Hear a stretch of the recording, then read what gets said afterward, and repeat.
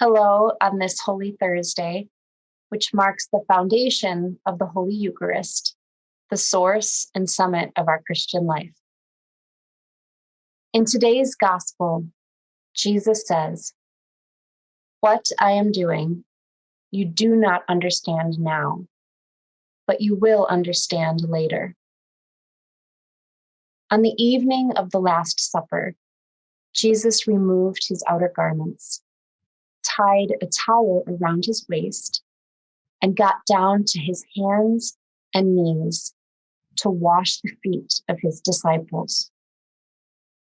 That image of Jesus feels very familiar.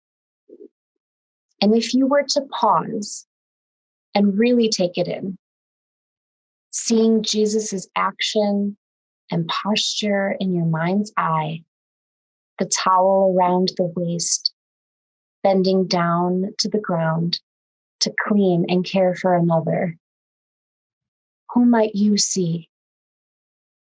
Who in your own lived experience embodies that image? For me, it's my grandmother and my mother and other women who, without a thought for themselves, do what is necessary to care for children, the sick, the dying, and who often do so in the midst of an already heavy and unbalanced work-life load. I also think of healthcare workers and first responders who, during this time of COVID, have sacrificed their own well-being in order to take care of the most vulnerable among us. It's working class people who, in spite of long hours, sometimes working 2 jobs to make ends meet, have found themselves on the front lines. They are balancing care for family, neighbors, and without a thought for themselves, show up on a Tuesday at the Quinn Center in Maywood to bag groceries and a hot meal for people who have found themselves out of work and needing support. These are the people, men and women, who show up, roll up their sleeves, and get busy responding to the needs of the community with humility, grace, and joy. They don't show up with any expectation for a pat on the back. They, like Jesus, offer us a model of servanthood, laying down their outer garments to get busy with the work of caring for others. Jesus' washing of the disciples' feet was an act of service that broke through gender roles, class positions, titles, hierarchy.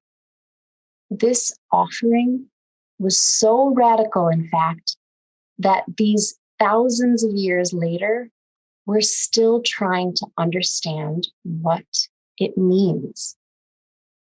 Jesus said to his disciples, "What I am doing, you will not understand now, but you will understand later." I think we're only just beginning to understand. The towel, the basin, the water, these have become symbols of our call to serve one another. And in this age, in this moment of our shared human story, when we have begun to recognize how the false hierarchy of human value has caused us to separate, has caused inequity and harm by ranking us according to our gender, race, class, sexuality, and ability, we're reminded of that image of Christ bent over, taking the feet of another into his hands and gently cleansing away the accumulation of dirt, weariness, stress, and pain. The feet, too, are a symbol of this call to serve. Feet are such vulnerable parts of our bodies, and yet they carry us through this world with strength.